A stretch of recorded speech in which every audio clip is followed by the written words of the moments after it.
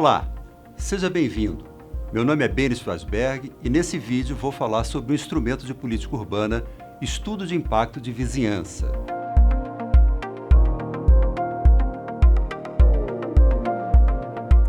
Qualquer atividade ou empreendimento de porte mais expressivo gera impactos nas suas imediações. Dependendo do local onde ocorrem, eles interferem na dinâmica urbana de tal maneira que podem gerar conflitos com os usos e atividades presentes no local. Por conta disso, esses empreendimentos demandam uma análise mais aprofundada e cuidadosa do poder público no momento da emissão do licenciamento. O Estudo de Impacto de Vizinhança, ou EIV, é um dos instrumentos do Estatuto da Cidade que busca equalizar os princípios da função social da cidade e da propriedade, funcionando como um instrumento de gestão complementar à regulação ordinária do parcelamento, uso e ocupação do solo. Trata-se, portanto, de uma ferramenta de extrema importância para o planejamento urbano municipal.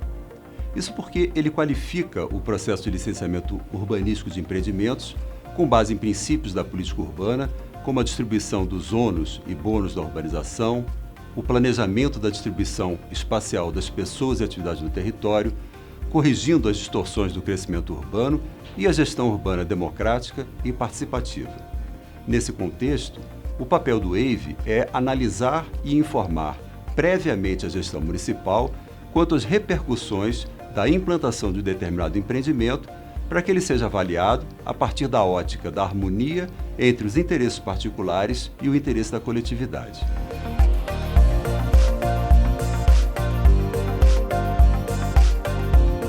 O estudo de impacto de vizinhança reúne características que permitem seu funcionamento simultaneamente como um estudo de natureza técnica, um instrumento de mediação de conflitos e um instrumento para implementar os objetivos da política urbana municipal.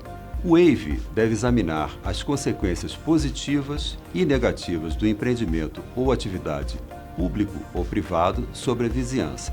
Logo, ele deve ser elaborado antes da aprovação, licenciamento ou autorização de construção do empreendimento ou atividades em exame. Isso porque o EIV serve tanto para orientar o poder público quanto para informar a população sobre os impactos gerados pelo empreendimento. A partir do EIV, é possível negociar alterações na concepção arquitetônica e urbanística de projetos, de modo que seu impacto não seja negativo para a vizinhança. Ou seja, o EIV pode proporcionar informações e critérios de análise para guiar a atuação do poder público como mediador em situações de disputa entre os interesses privados e coletivos. Ao dar subsídios para uma arena de diálogo, o EIV vem ao encontro das estratégias de gestão democrática que incorporam a ideia da participação direta do cidadão em processos decisórios sobre o destino da cidade.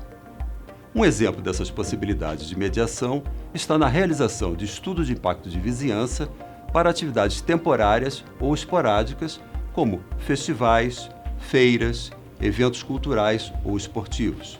Como esse tipo de atividade costuma mobilizar muitas pessoas, frequentemente geram incômodos diversos na vizinhança.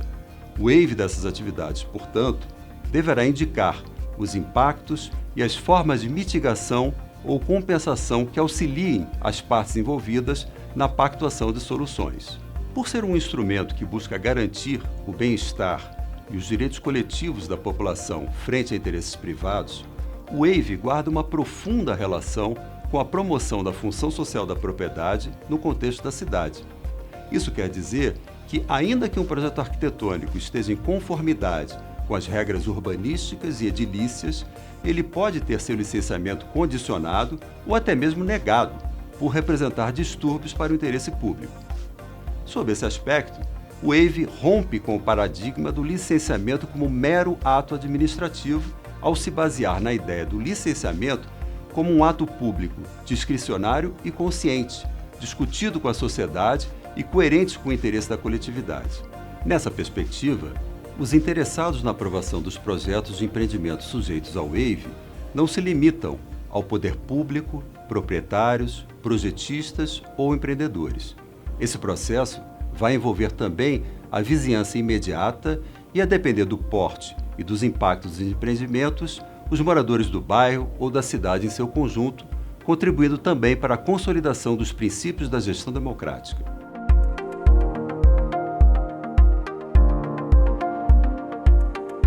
O Estatuto da Cidade é a norma geral que fornece a base para que os municípios regulamentem a aplicação do estudo de impacto de vizinhança. O tema é tratado nos artigos 36 a 38 da lei. O artigo 36 estabelece que uma lei municipal deve definir os empreendimentos e as atividades que dependerão de elaboração de estudo prévio de impacto de vizinhança para obter as licenças ou autorizações do poder público municipal.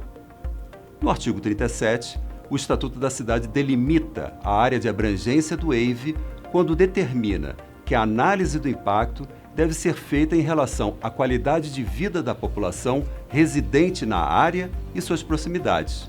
Ou seja, o critério para estabelecer a vizinhança do empreendimento não é só a contiguidade, mas também a área de influência dos impactos identificados. É importante ressaltar que a análise do EIV deve abranger, além dos moradores, pessoas que desenvolvem atividades localizadas na vizinhança do empreendimento. Essa perspectiva abrange, portanto, usuários permanentes ou temporários da localidade, como os frequentadores de entidades assistenciais, escolas, hospitais e outras instituições que utilizem as redes de infraestrutura, serviços e equipamentos instalados. Os incisos do artigo 37 estabelecem o conteúdo mínimo a ser abordado pelo EIV, permitindo que os municípios, em sua regulamentação, acrescentem outros aspectos conforme suas especificidades. Essas questões podem variar de acordo com a localidade e o tipo de empreendimento a ser estudado, respeitando o conteúdo mínimo estabelecido na lei. Vamos tratar a seguir de alguns dos temas e conteúdos mais frequentes do EIV. A análise sobre o adensamento populacional deve considerar a variação na população local provocada pela implantação ou ampliação do empreendimento. O importante aqui é lembrar que os movimentos populacionais geralmente não são imediatos. Por isso, essa análise deve ser feita em projeção no tempo até sua estabilização. A ideia é subsidiar outros estudos relacionados à infraestrutura e aos serviços necessários ao atendimento dessa população. Segundo a Lei Federal do Parcelamento do Solo, equipamentos comunitários são aqueles destinados à educação, cultura, saúde, lazer e similares.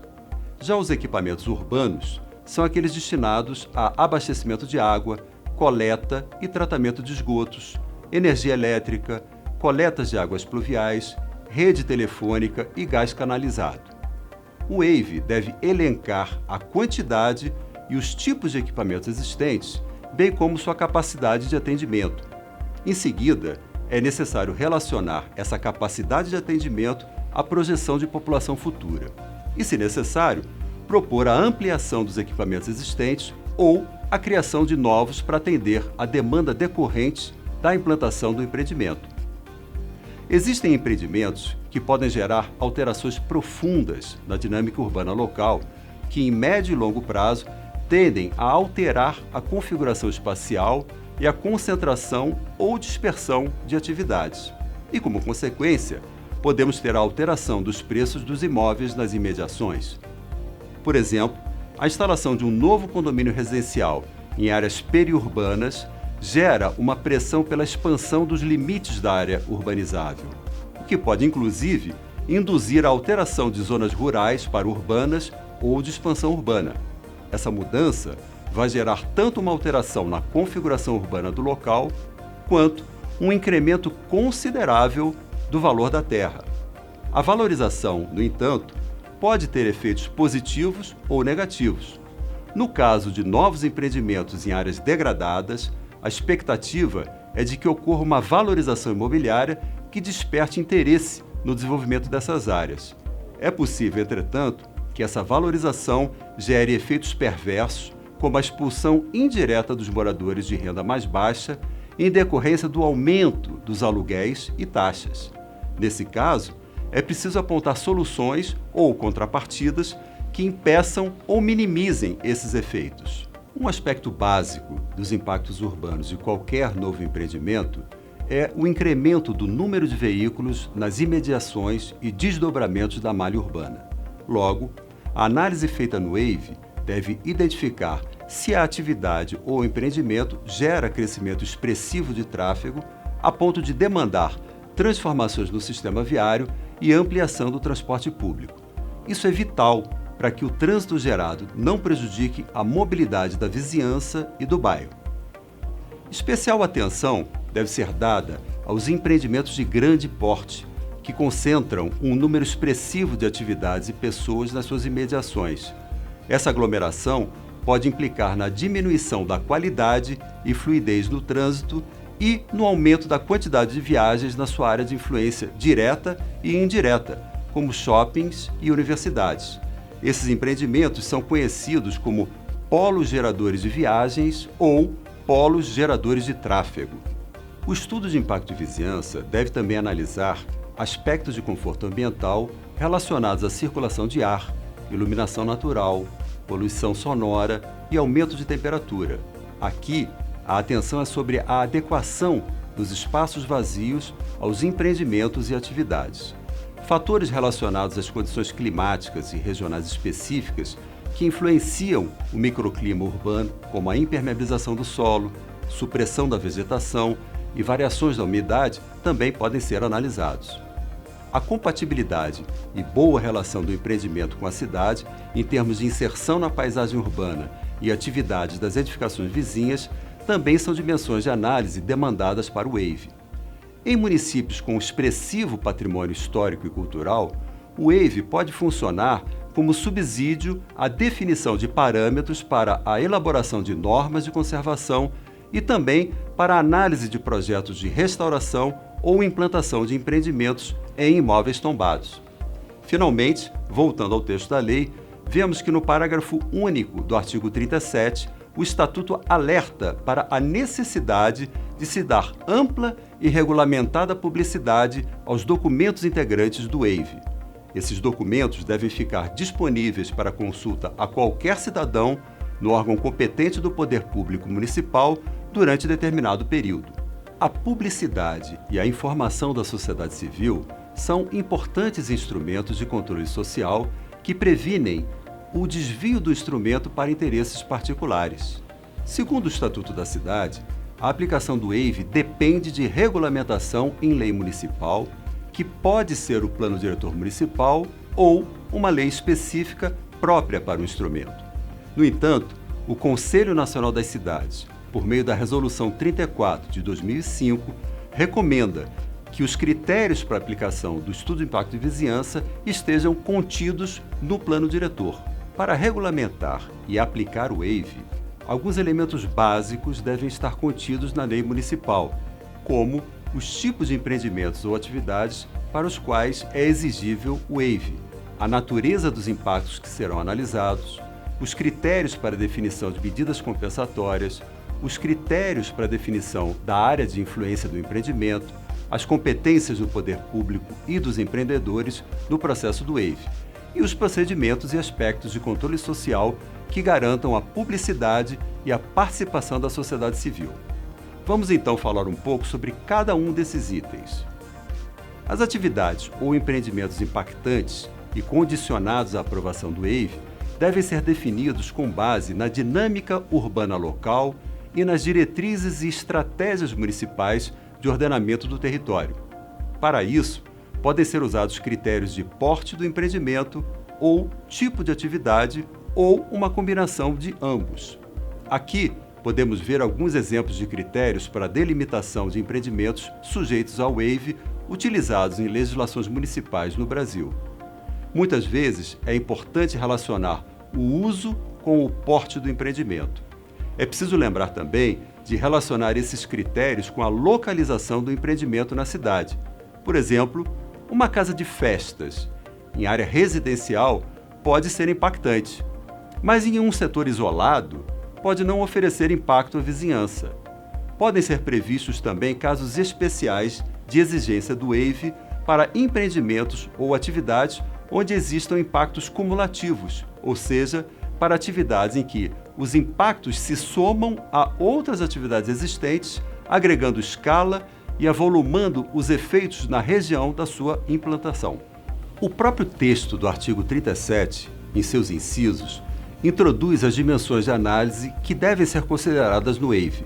Essas dimensões devem ser analisadas, tendo em vista o tipo de impacto que podem causar. No entanto, é possível utilizar critérios para classificar esses impactos em categorias que podem ser analisadas isoladamente ou combinadas. De modo geral, os impactos se dividem em econômicos, sociais, urbanísticos, ambientais ou sobre a infraestrutura. Os impactos econômicos são aqueles vinculados às atividades econômicas desenvolvidas na vizinhança ou relativos a alterações no valor dos imóveis. Os sociais estão relacionados à expulsão ou atração de grupos sociais ou alteração de indicadores sociais na área afetada. Os urbanísticos, arquitetônicos e paisagísticos referem-se à alteração de padrões de configuração, tipologias e ambiência da região. Os ambientais estão associados à arborização, poluição visual e sonora e aspectos microclimáticos. E, por fim, os impactos sobre a infraestrutura, que são vinculados a alterações na rede de serviços urbanos ou no sistema viário. A avaliação da área de influência de um empreendimento está ligada à extensão dos efeitos que podem decorrer de sua implantação. A delimitação dessas áreas ocorre a partir das características e abrangência do empreendimento e estão relacionadas com a diversidade e especificidade das áreas afetadas. Elas compreendem tanto os locais e áreas sujeitas aos efeitos diretos e imediatos, nas fases de obras e de operação, quanto os locais e áreas em que os efeitos serão sentidos a curto, médio e longo prazo. A definição das áreas de influência direta e indireta do empreendimento exige, portanto, precisão tecnicamente especificada em planta, indicando os limites da influência de cada um dos aspectos analisados do projeto. Os critérios para a definição de área de influência devem ser objeto de especial atenção na regulamentação, uma vez que existem elementos culturais e regionais que não são universais. Um bairro, uma região ou mesmo uma cidade inteira pode constituir essa área de influência.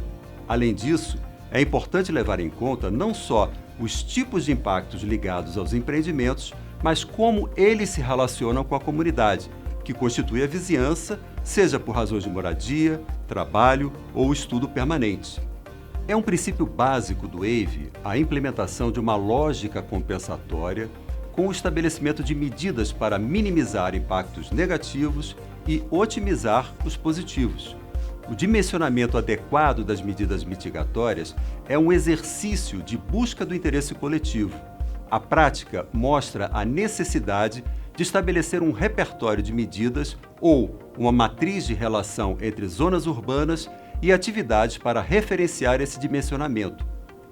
As condicionalidades para a viabilização do empreendimento podem ser de várias ordens. A título de exemplo, podemos apontar algumas proposições usuais de medidas mitigadoras e contrapartidas, não perdendo de vista que elas devem sempre ser relacionadas e compatíveis aos impactos causados. Ainda que por questão de prazo de implantação essas medidas não sejam atendidas, antes da emissão da licença final, o empreendedor deve se responsabilizar pelas providências necessárias para sua conclusão mediante, por exemplo, a assinatura de um termo de compromisso. A regulamentação do wave não pode prescindir do estabelecimento claro dos procedimentos e fluxos do processo de aprovação, mesmo que eles possam variar conforme o porte do município e a capacidade técnica instalada. Assim, a regulamentação deve estabelecer todo o fluxo processual, requisitos, exigências e procedimentos a serem realizados pelo empreendedor e órgãos públicos na aprovação e acompanhamento de medidas mitigadoras ou compensatórias. O fluxo de tramitação do wave se vincula, em geral, ao processo de licenciamento e aprovação de construção, ampliação e funcionamento de empreendimentos ou atividades. Envolve, quase sempre, órgãos de controle urbanístico, edilício e ambiental. Quanto maior a integração entre equipes da administração pública, maior a agilidade nos procedimentos e a própria efetividade do instrumento. A transparência dos fluxos administrativos, incluindo os prazos e etapas, dá garantia de direitos aos cidadãos e empreendedores, contribuindo para qualificar a gestão urbana. Junto à tramitação administrativa, a participação popular é outro fator indispensável para a qualificação e aplicação adequada do EIV. O respeito ao conhecimento da população sobre a região é imprescindível para que o EIV amplie seu papel como instrumento de democratização da gestão urbana. A realização de audiência pública não esgota nem pode limitar as formas de participação democrática no processo do EIV. Outras formas, métodos e recursos, como oficinas de debate presenciais ou virtuais, os grupos de debate via internet, por exemplo, também podem ser contempladas na Lei de Regulamentação do EIV. Finalizo esse bloco destacando que o EIV é um instrumento que requer um acompanhamento e monitoramento constantes, ou seja, não basta que a Prefeitura aprove o estudo e licencie o empreendimento. É necessário também acompanhar a implementação das medidas mitigadoras e compensatórias. Para isso, existe a necessidade de capacitação constante dos quadros técnicos municipais, sobretudo aqueles que tratam das atividades de fiscalização, aprovação e licenciamento de projetos. Caros amigos, procuramos nessa aula demonstrar como elaborar, regulamentar e implementar o estudo de impacto de vizinhança e destacar a sua importância para o aperfeiçoamento da gestão urbana municipal. Trata-se de um instrumento de enorme potencial que deve ser bem regulamentado e aplicado pelos nossos municípios, contribuindo para a construção de cidades democráticas, sustentáveis e equilibradas. Um abraço e bom trabalho!